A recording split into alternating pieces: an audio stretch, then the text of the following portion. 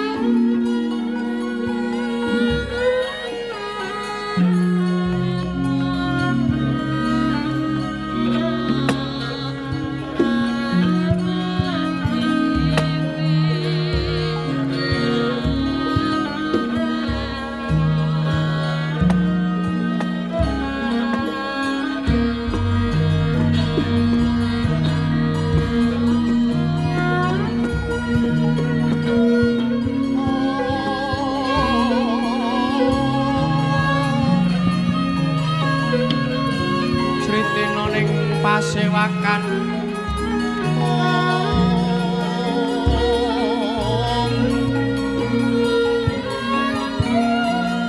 busana maneka warna sebagus piteng mudyana yang pancrah sarwa rukma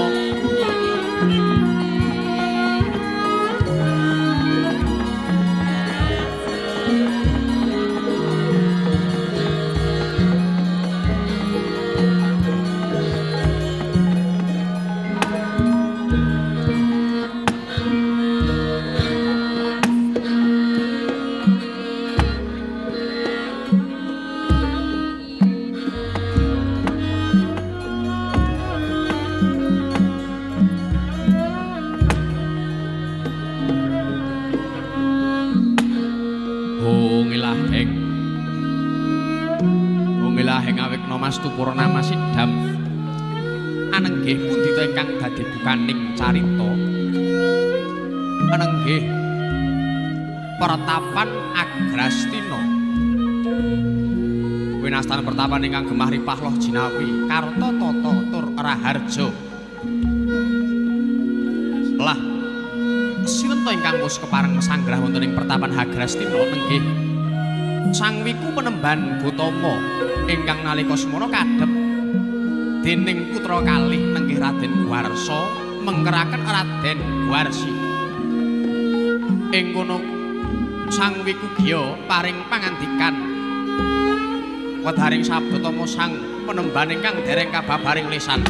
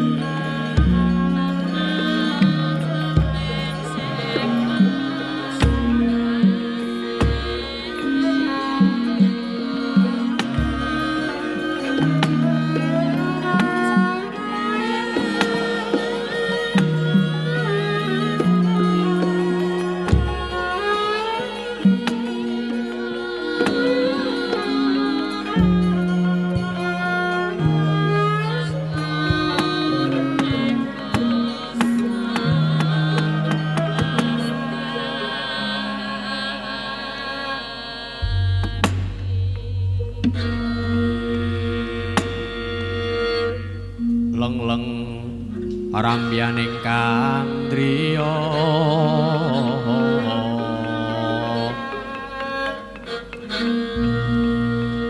liryang candra katawangan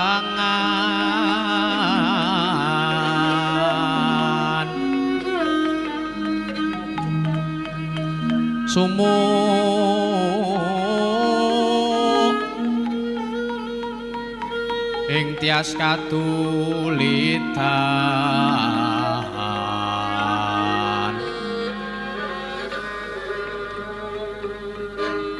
limut kapyataning rojit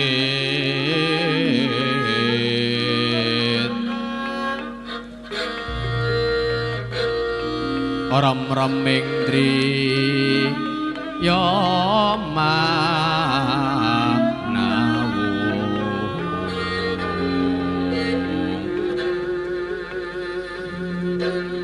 kekuwunging yuang wi sesa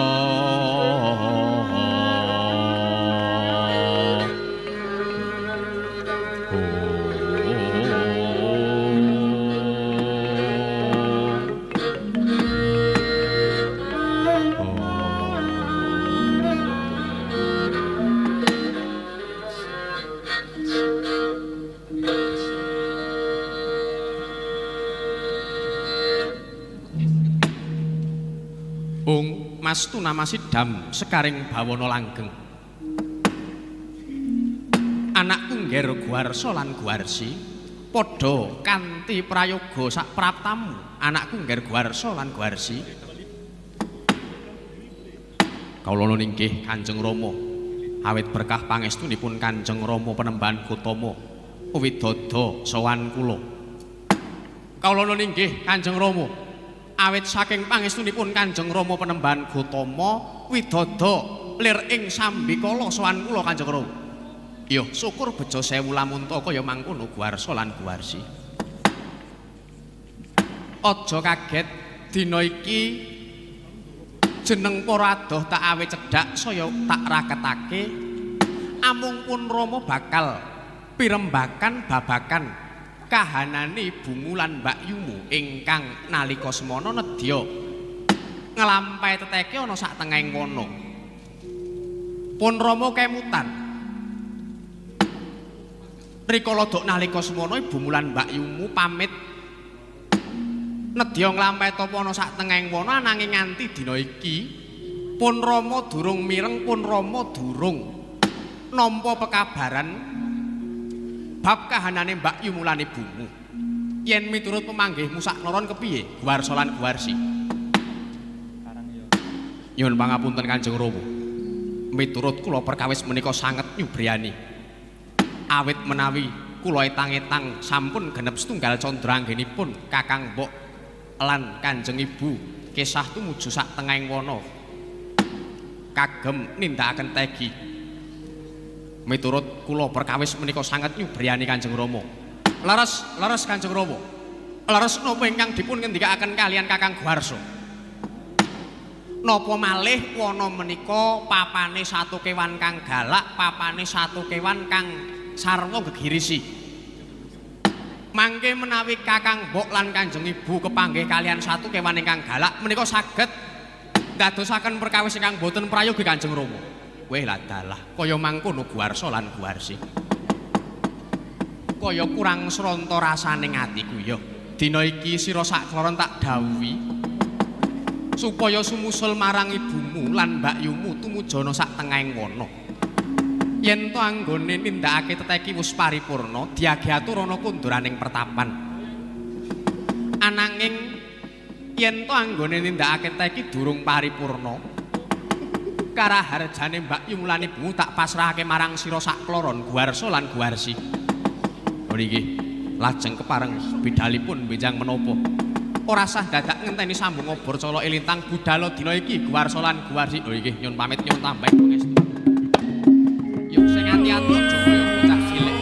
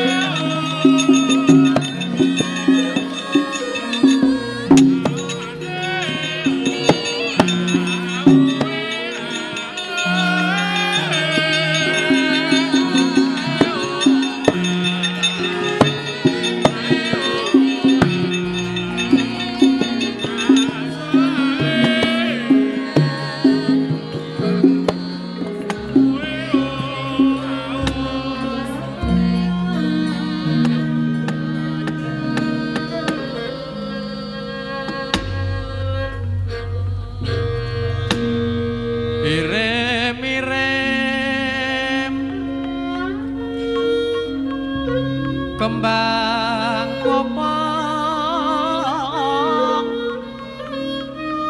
teratibang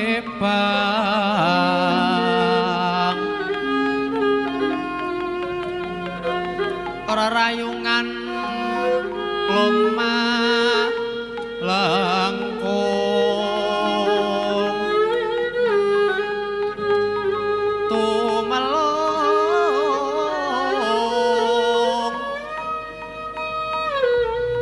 rumambating liyan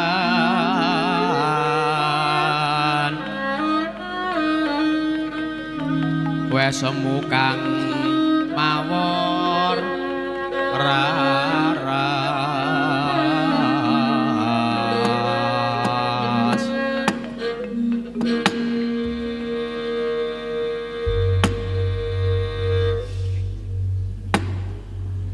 anjani sak suwene ponipu lan jeneng para manggon ana sak tengahing wana dina iki ora kaya adat sabene anjani yen tak sawang saka kaduhan sajak arengu penggalihmu ana apa anjani kula nyuwun Nyuwun pangapunten Kanjeng Ibu. Ingkang kaping sepisan kula ngaturaken sungkem pangabekti kula kunjuk. Ingkang kaping kalipun kepareng kula matur wonten ngersanipun Kanjeng Ibu. Iya kepiye Anjani? Dinten menika sejatosing manah kula sampun sanget kapang kalian Kanjeng Rama Penemban Kutama lan adi-adi kula. Kanjeng Ibu, dinten menapa badhe kundur aning pertapan Kanjeng Ibu? Anjani, dina iki pakaryanipun Ibu durung paripurna. Yen pancen jeneng para kepengin bali luwih dhisik, diage bali ya Anjani. Mengko durung nganti ganti tapakmu bakal tak tungkol lakumu Anjani. Mboten Kanjeng Ibu. Wangsul kula lampah kula kedah sesarengan kelawan Kanjeng Ibu. Tumuju aning pertapan Agrastina Kanjeng Ibu. Anjani, aja ngrebeti pakaryanipun Ibu Cahayu. Diage bali menyang pertapan kowe bakal tak sangoni wujuding barang kang kena mbok nggo dolanan. Barang iki wujuding cupu, ananging kudu sira mangerteni. Ingkang dikeparengake mangerti bab cupu iki amung jeneng sira lan pun Ibu. Aja nganti ramamu luweh-luweh adi-adimu padha mangerteni lamun to kowe duweni barang awujud cupu iki Anjani. Kula nuwun inggih Kanjeng Ibu. Yen ngono gage tampanana cupu iki Anjani.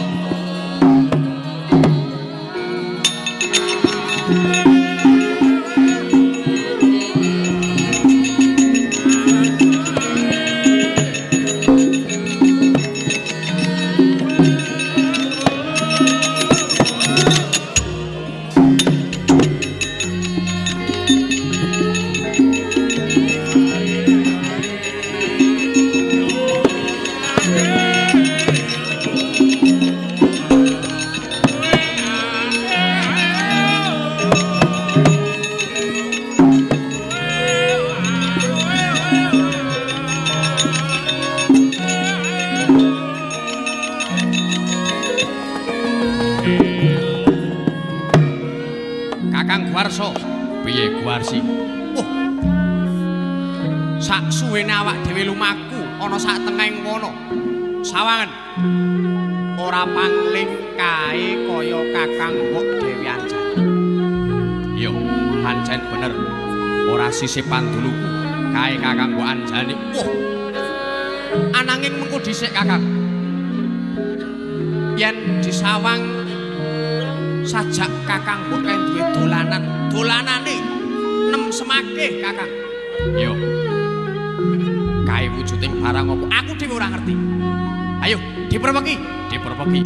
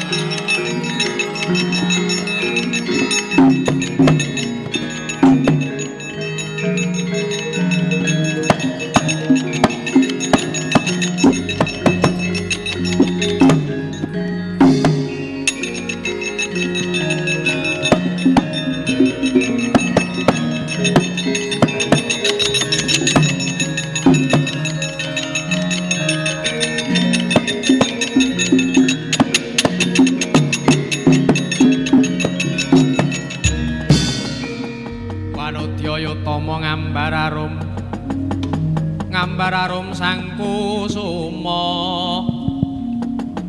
yen ngandika anggige tladi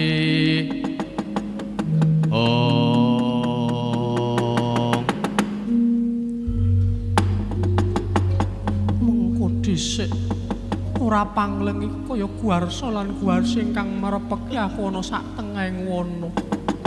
Guwarsa lan Guwarsi ana wigati apa, Di? Kakang, dina iki anggonku merepeki Kakang mbok mapan ana sak tengahing wana namung mundi dawuhe Kanjeng Rama Penemban Gutama. Kanjeng Rama Penemban Gutama dawuh kepiye Guwarsa? Dina iki Kakang mbok lan Kanjeng Ibu kadhawuhan enggal kunduraning pertapan. Amarga wis suwe anggone Kanjeng Rama ngantu-antu kundure Kanjeng Ibu lan Kakang mbok. Ya yen pancen kaya mangkono ora dadi ngopo ananging kawruhan ana wektu dina iki Kanjeng Ibu durung bisa kunduraning pertapan. Amarga anggone nindakake teteki durung paripurna. Guwarsa lan Guwarsi. Kaya mangkono Kakang mbok. Iya Guwarsi. Ya ora dadi ngopo. Ananging sadurunge bebarengan kundur menyang pertapan aku tak nyuwun pirsa luwih dhisik. Sing mbok gegem kuwi barang apa? Sing mbok gegem kuwi wujute cupu kuwi cupu apa Kakang Mbok? Yen tak sawang saka kadohan lah kok Kakang Mbok dolanan cupu, dolanan barang sing sajak nem semake. Kuwi apa Kakang Mbok? Guwarsa lan Guwarsi iki mono dolananku ya, Dik. Mengko dhisik kuwi dolananmu. Iya Guwarsa. Yen pancen kuwi dolananmu, aku lan Guwarsi tak nyilih sedhelok.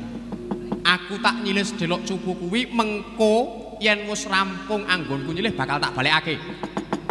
Aja ya, Di, kowe ora oleh nyilih barang iki. Iki barang kagungane wong wadon Guwarsa lan Guwarsi. Piye Kang Mbok? Kowe ora kena nyilih barang iki. Mengko dhisik aku lan Kakang Guwarsa iki isih kelebu adi-adimu. Dolanan sing mbok duweni, barang sing mbok duweni kuwi uga duwekku lan duweke Kakang Guwarsa. Ayo, aku tak nyilih sedhelok. Aku tak nyilih sedhelok barang kuwi, Kakang Mbok. Aja ya Guwarsi. Wong lanang ora kena duweni dolanan iki Guwarsa lan Guwarsi. Kang Mbok. Aja nganti aku lan Guwarsi ngeruda paripeksa karo kowe, Kang Mbok. Aja kaya mangkono ya, Dik. Walah kesuwen ruda paripeksa, Kang. Wah, kesuwen kowe, Kang Mbok.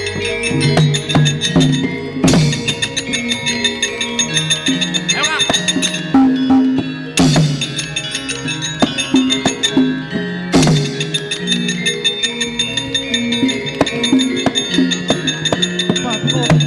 Opa.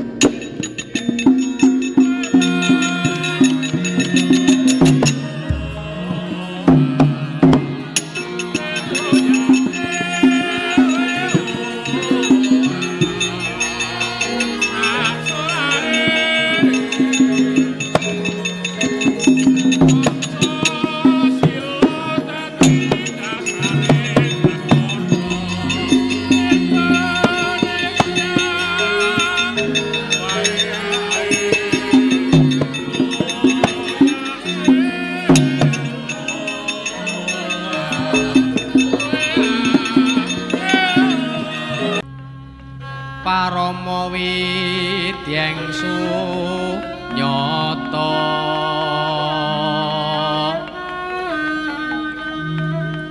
mangkuliring kasujanan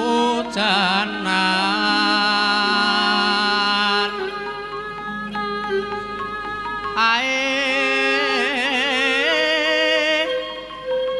ana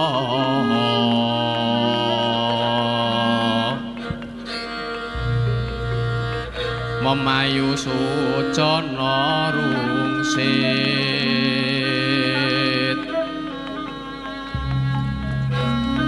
asih sesameng dumadya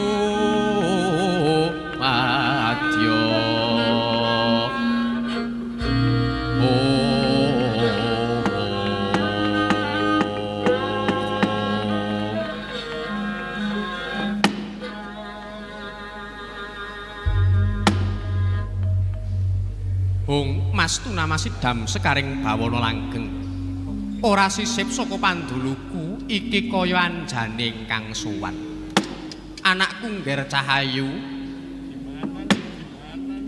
padha kanthi slamet sak praptamu anjani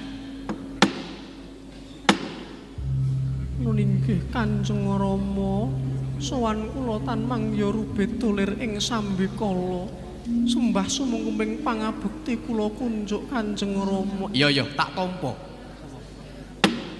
Dene tak sawang lah kok lakumu ijen tanpa ruwang banjur ibumu ana ngendi anjani? Kepareng matur Kanjeng Rama. Dinten menika Kanjeng Ibu dereng kersa kundur wonten ing pertapan.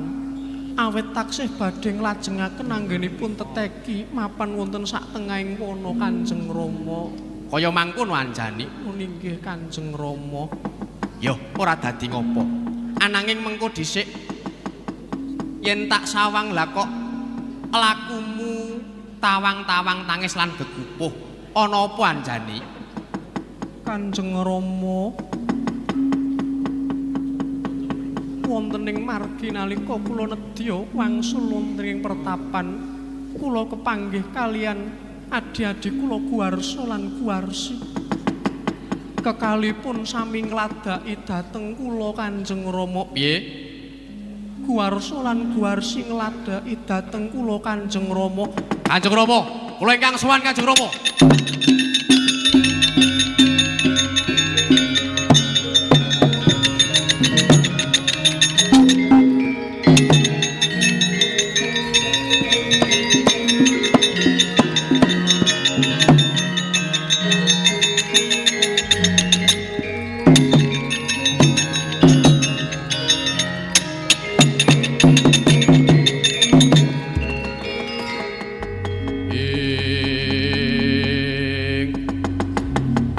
Pandhita kang kinarya wangsit bendha kumbang nyecep sarining madu nyecep sarining tawang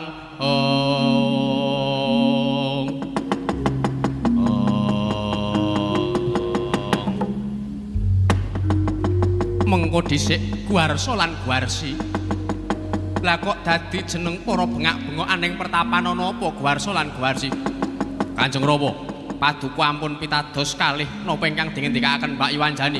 Nggih Kanjeng Rama, paduka ampun pitados kalih napa ingkang dingendikaken Mbak Iwanjani. Mengko dhisik lire kepiye Guwarsa lan Guwarsi Kanjeng Rama. Mbak Iwanjani kagungan dolanan awujud cupu. Menawi kula sawang dolanan menika sanget nemsemaken. Ing sedya kula badhe ngampil marang cupu menika. Ananging Mbak Iwanjani malah mepalangi. Sajak Mbak Iwanjani mboten seneng menawi kula lan Guwarsi ngampil wujuding cupu menika Kanjeng Rama. Mengko dhisik Anjani kula wonten dawuh Kanjeng Rama. Apa pancen bener ingkang diaturake Guwarsa lan Guwarsi kuwi mau? Mboten Kanjeng Rama. Kang Mbok. Kowe aja goro Kang Mbok. Kowe aja ngapusi ning ngarepaning Kanjeng Rama. Anjani ora bakal Guwarsa lan Guwarsi matur kaya mangkono lamun ta ora nyumurupi dhewe. Ayo. Pun Rama tak weruh Anjani. Pun Rama tak weruh kaya ngapa cupu kuwi, kaya ngapa dolananmu kuwi, Anjani. Ninggih Kanjeng Rama. Les lutira kawang-wang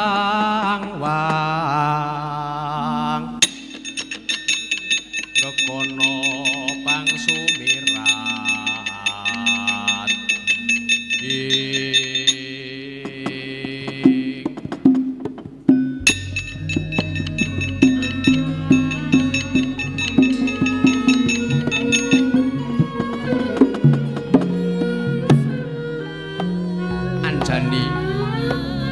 Anjani wonten dawuh Kanjeng Rama.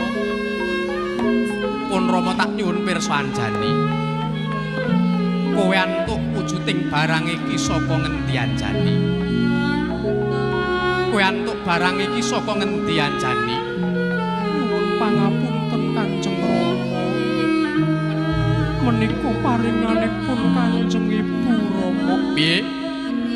Menika paringanipun Kanjeng Ibu. Wah, jajal tak sawange kaya ngapa ibumu.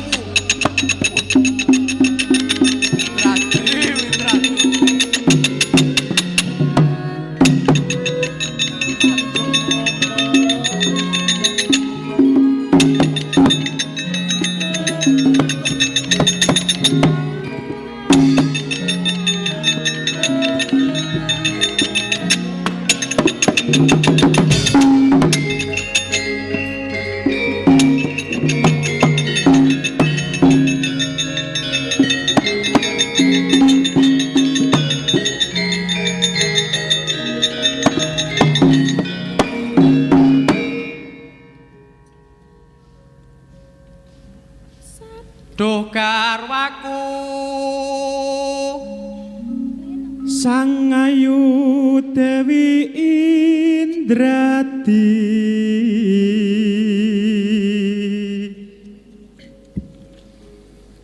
dene sira tega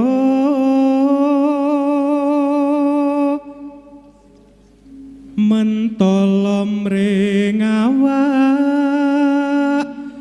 mami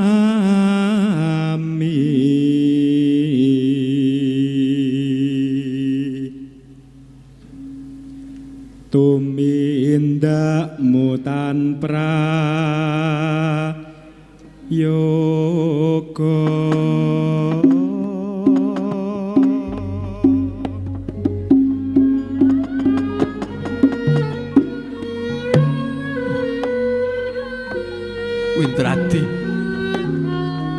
Windradi Kula wonten dawuh Kakang Penembahan.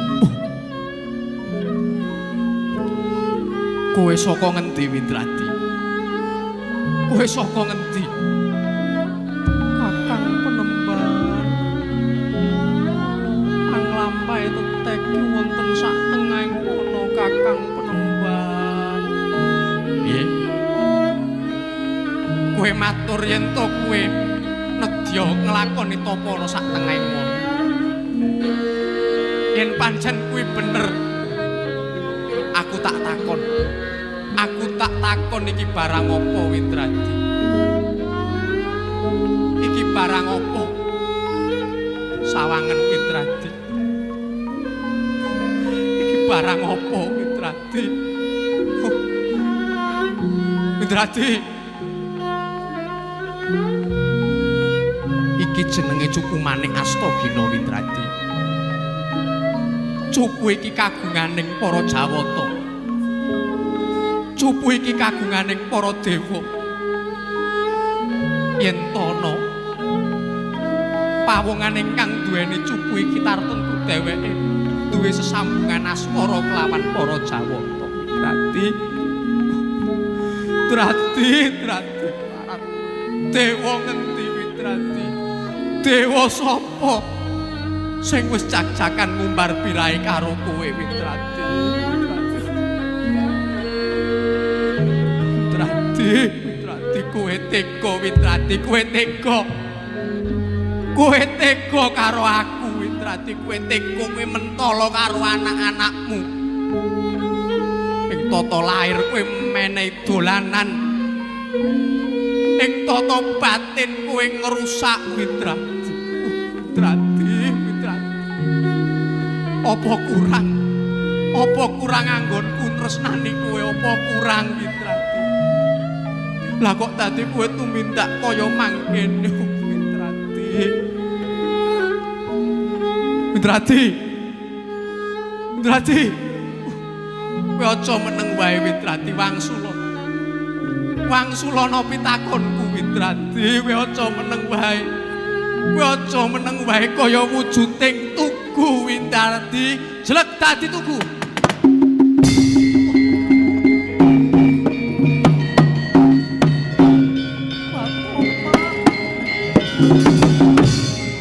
Wah, Widradi. Wah, Widradi. Wah,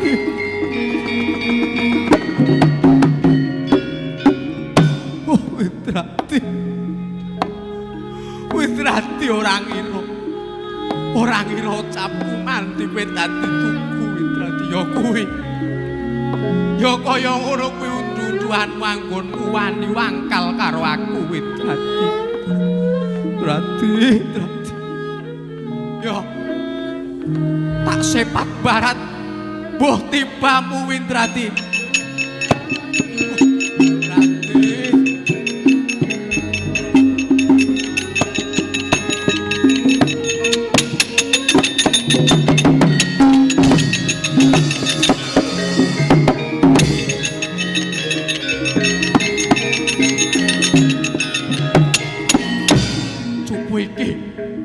Cupu iki sing ndadekake gegeraning pertapan. Yo bakal tak guak.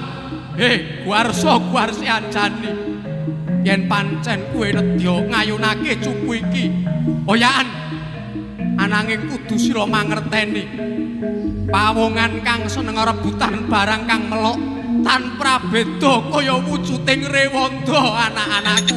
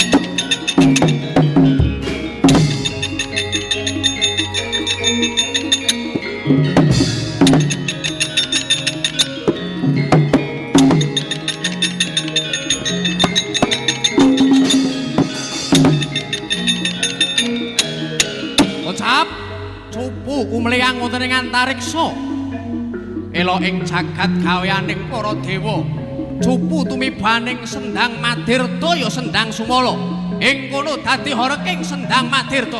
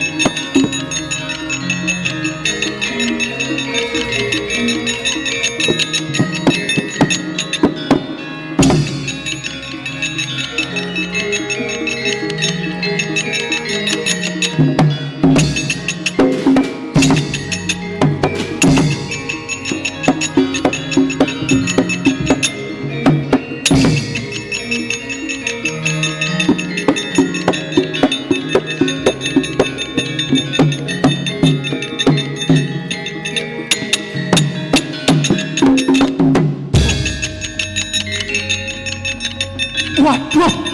Wah. Waduh. Wah. Wah, mantap.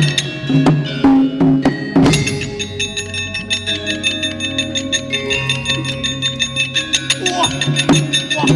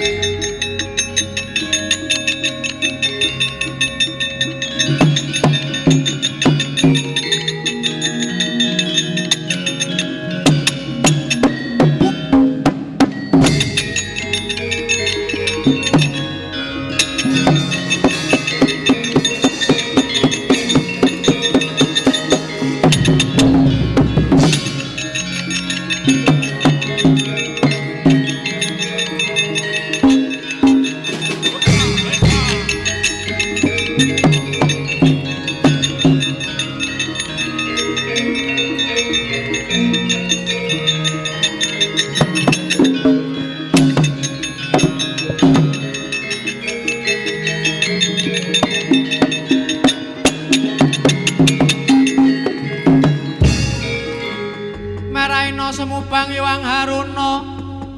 Om katinetraning uga rapuh sabdaning kukila ringkani kara sageter dene donganing kung wuwu sing pinipanca.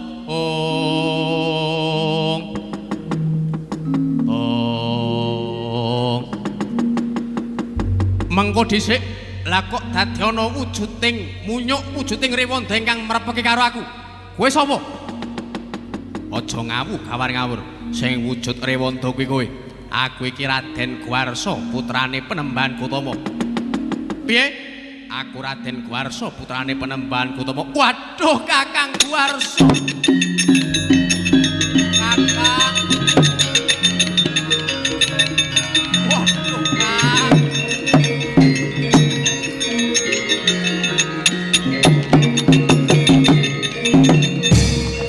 Waduh, Kakang Gwarsa, Kakang Gwarsa. Mengko dhisik aja ngawu gawar-ngawur. Wani ngundang aku Kakang. Aku ora rumangsa duwe adi kethek kaya kowe. Waduh, Kakang Gwarsa. Apa kowe ora nyawang, apa kowe ora weruh, apa kowe pangling karo aku, Kakang? Iki aku Gwarsi. Ora mung aku sing wujud Rewanda, kowe uga wujud Rewanda, Kakang. Waduh, adikku di. Oh.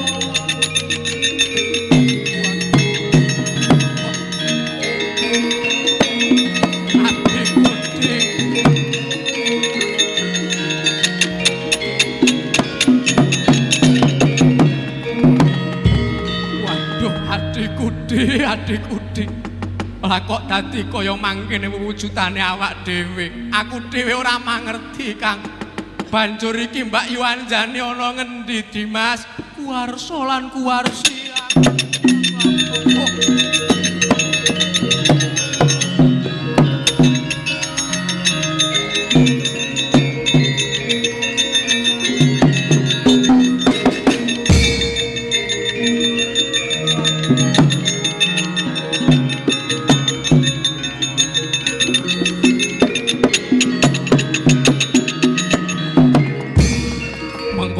Mengko dhisik.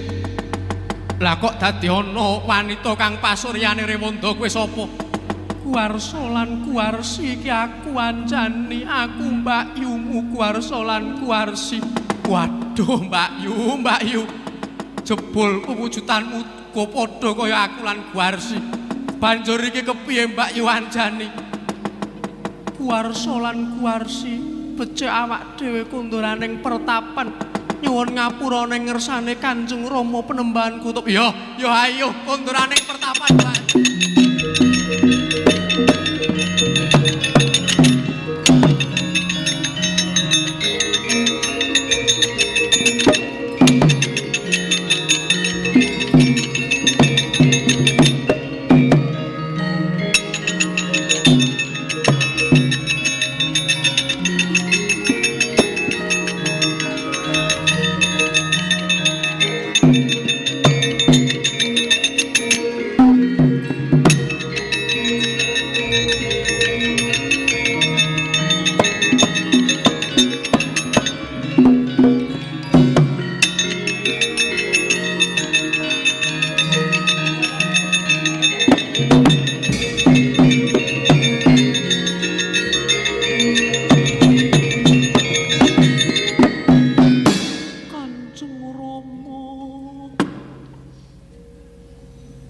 Sabdaning kang mantram sakti ngawek namas nama ayu pangapunten Kanjeng Rama.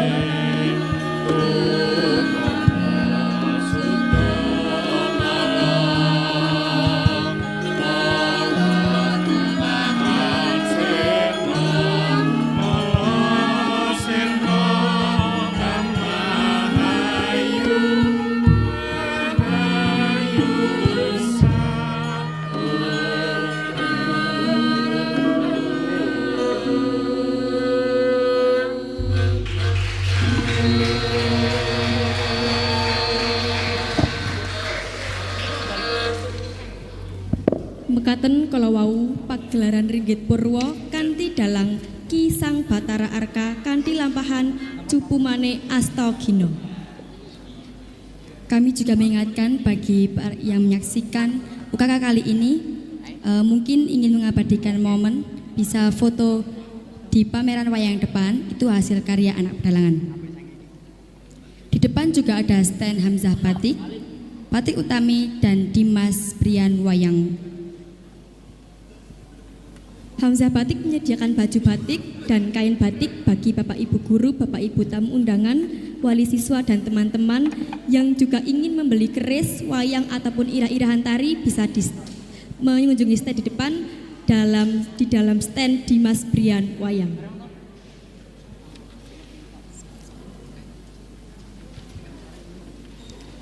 Acara kali ini juga didukung sponsorship dan donatur.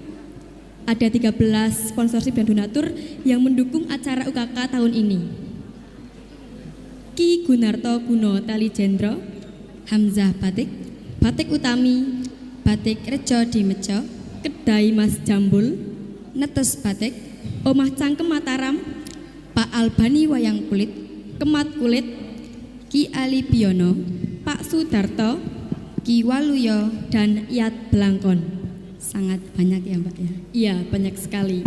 Ternyata banyak juga yang mensupport dan mendukung acara UKK tahun ini. Semoga di tahun yang akan datang juga banyak yang akan mensupport acara UKK ini.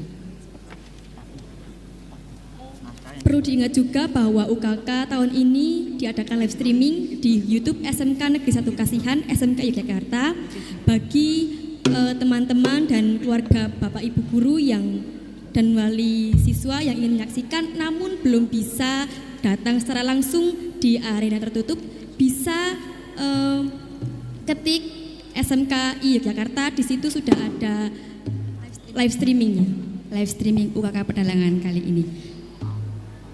Penampil selanjutnya siapa, Mbak? Penampil selanjutnya ada Mas Muhammad Atta Hanafi. Muhammad Atta Hanafi. Wow, beri tepuk tangan untuk Mas Atta, Ki Atta.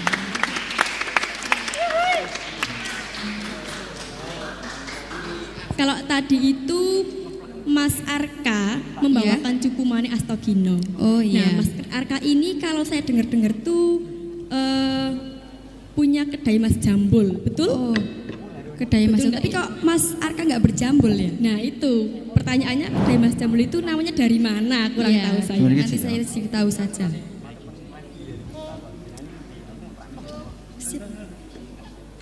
Penampil selanjutnya apakah sudah siap? Oh sudah.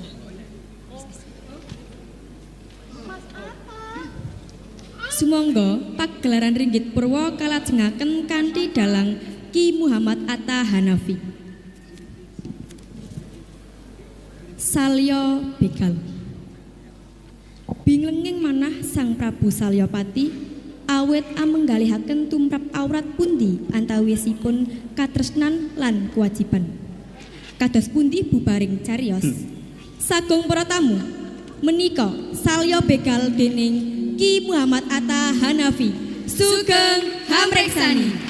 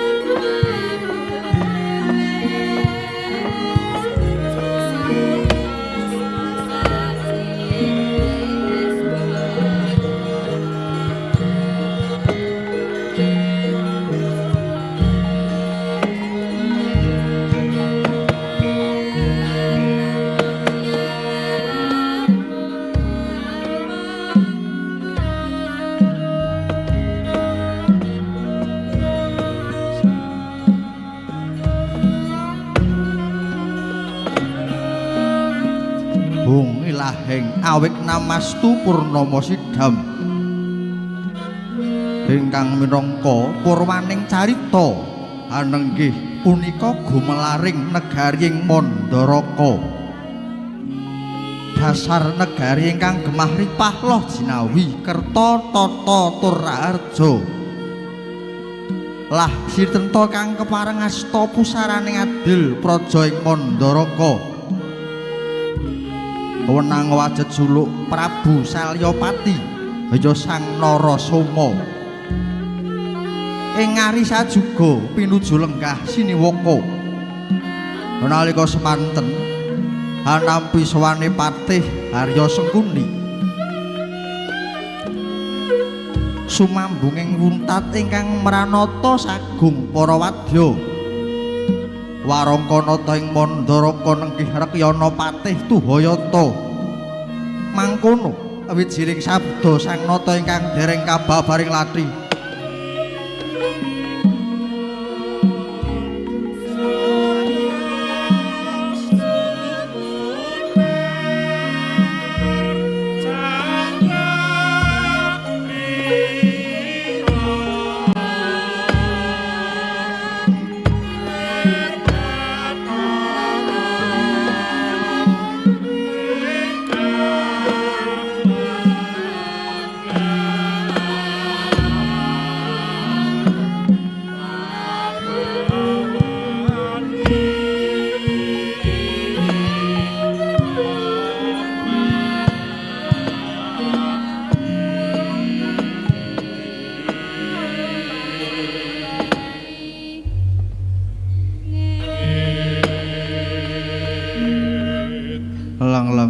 ramyaning kang driya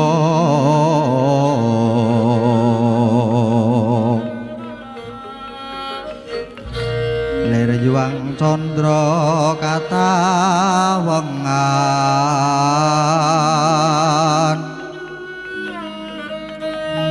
sumuk ing tias katuridan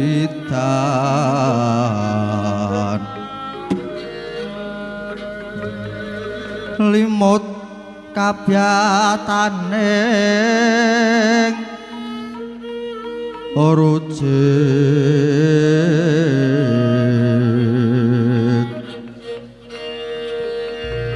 rem-reming driya manawu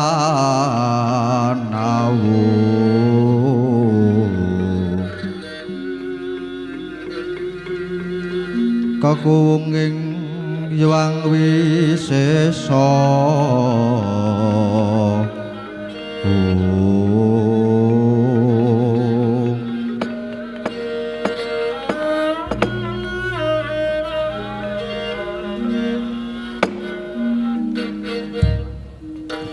yuwang suksma mangadili luwih sawise kabeh pinangya kawidadan kajaba saka iku Sengkuni sawise jeneng sira lungguh kang kanthi prayoga sajak sumengka pengawak bojro kacehna lampun ana perlu suman mara enggal matur marang panjenenganing sun